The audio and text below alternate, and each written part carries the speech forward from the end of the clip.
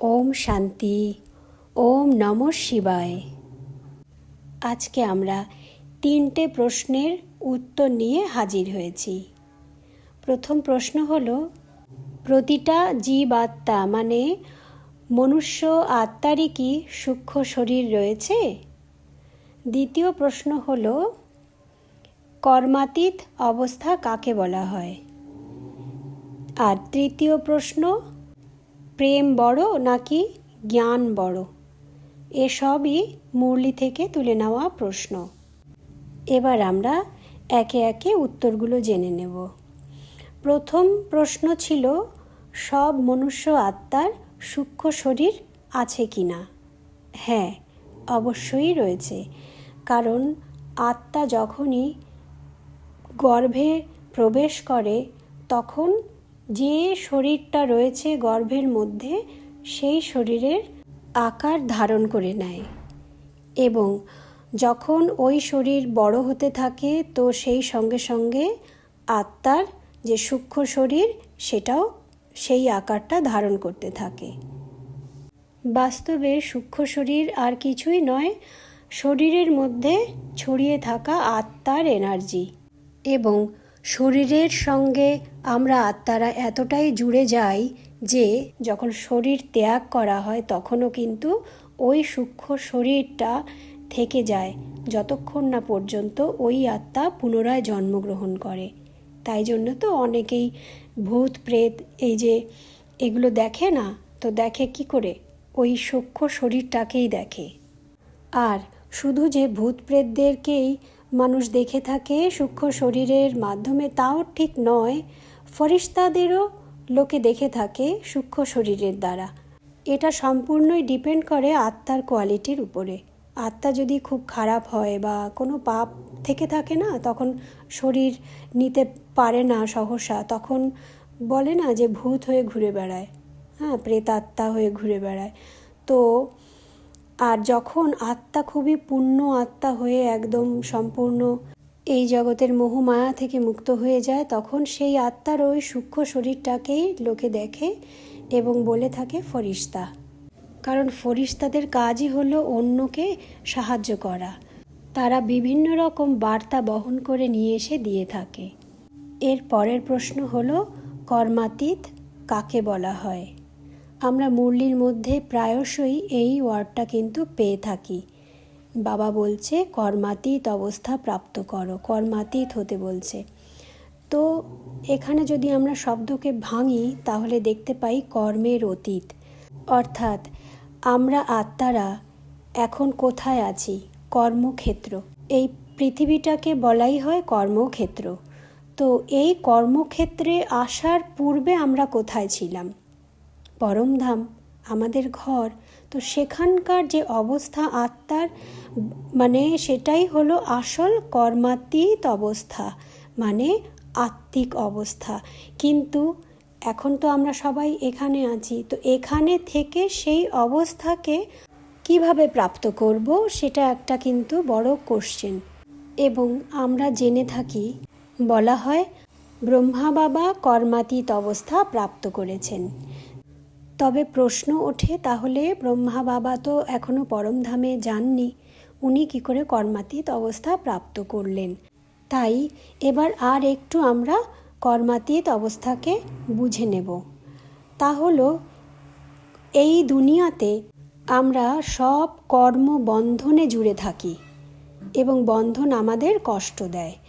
তাই বাবা আমাদের মুরলিতে বারবার করে বোঝায় যে তোমরা কর্ম করো, কিন্তু কর্মের বন্ধন থেকে মুক্ত হবার এখনই সেই প্র্যাকটিসটা শুরু করে দাও।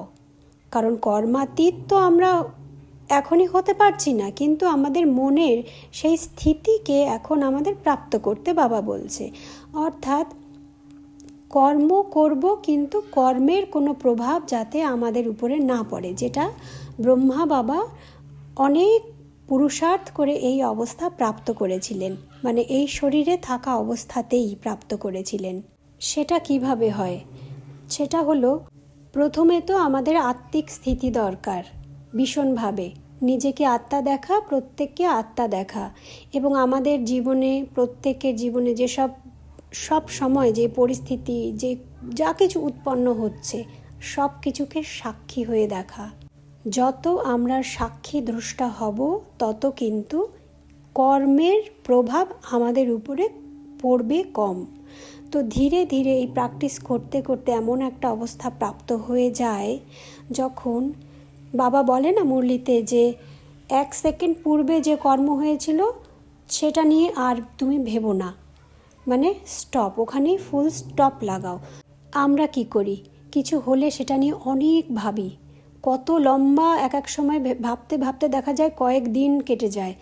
কিন্তু বাবা বলছে 1 সেকেন্ড পূর্বেও যা হয়ে গেছে সেখানেই স্টপ লাগাও, মানে এতখানি প্র্যাকটিস, মানে আমাদের মনকে একেবারেই শান্ত করে ফেলতে হবে, বর্তমানে বাঁচতে হবে, এবং বাবার উপরে সম্পূর্ণ সমর্পণ ভাব রাখতে হবে। সব কিছু বাবা দেখছে, সব দায়িত্ব বাবার, আমার কিছু না। যদি এরকম মনের অবস্থা প্রাপ্ত করা যায়, তাহলে কর্মাতীত মানে ফরিস্তা।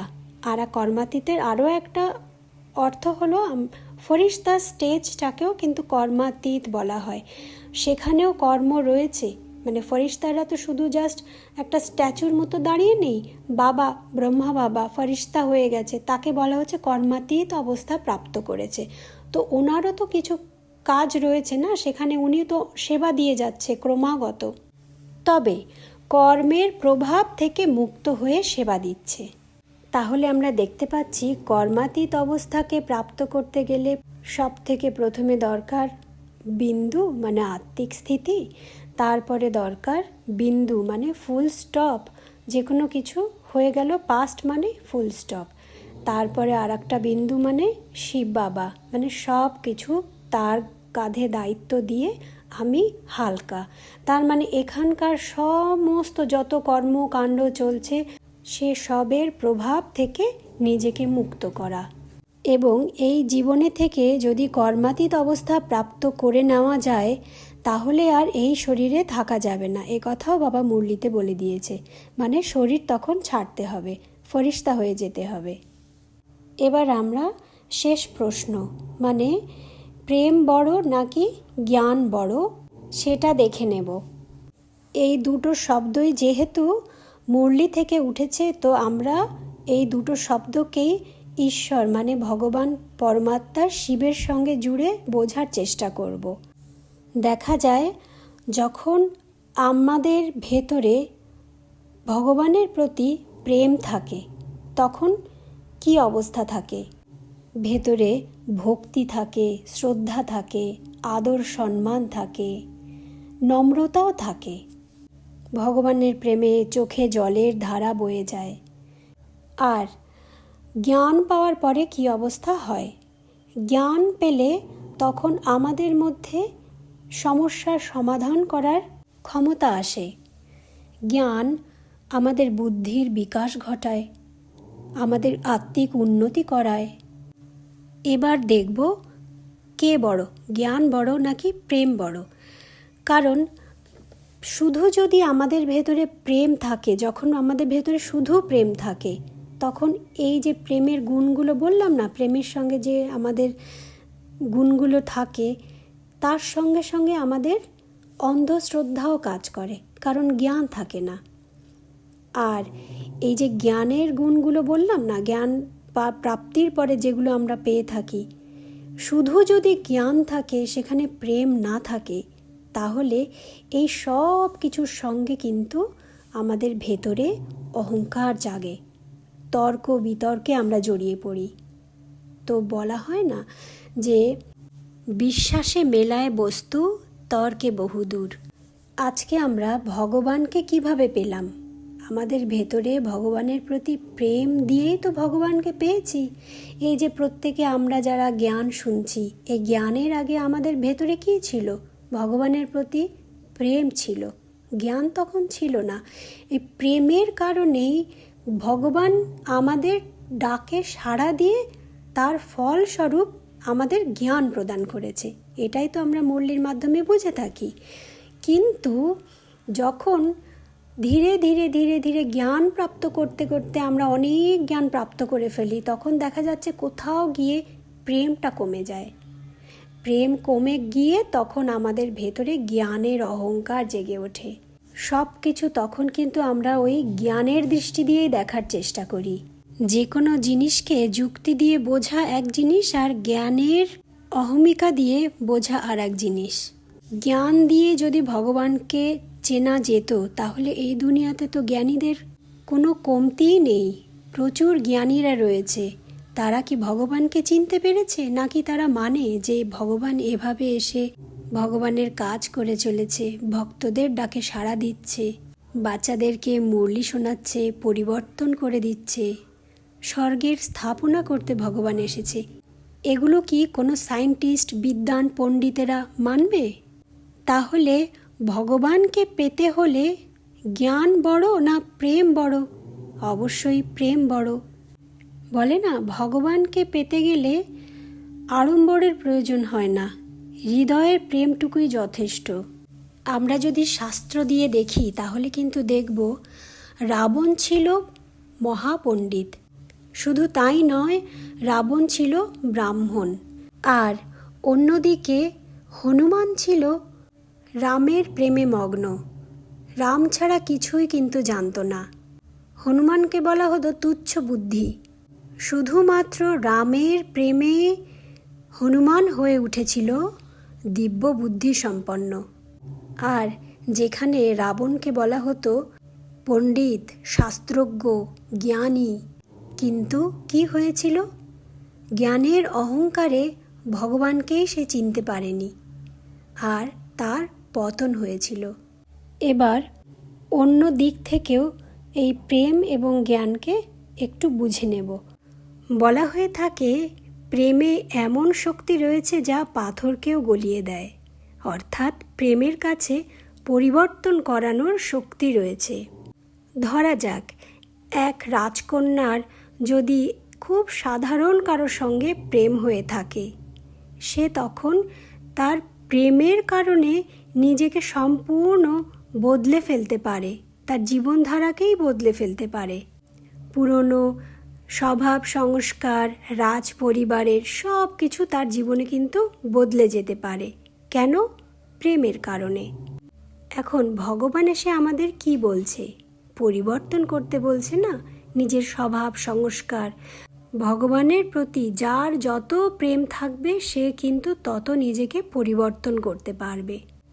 এখানে যত প্রেম কম তত পরিবর্তনও কম।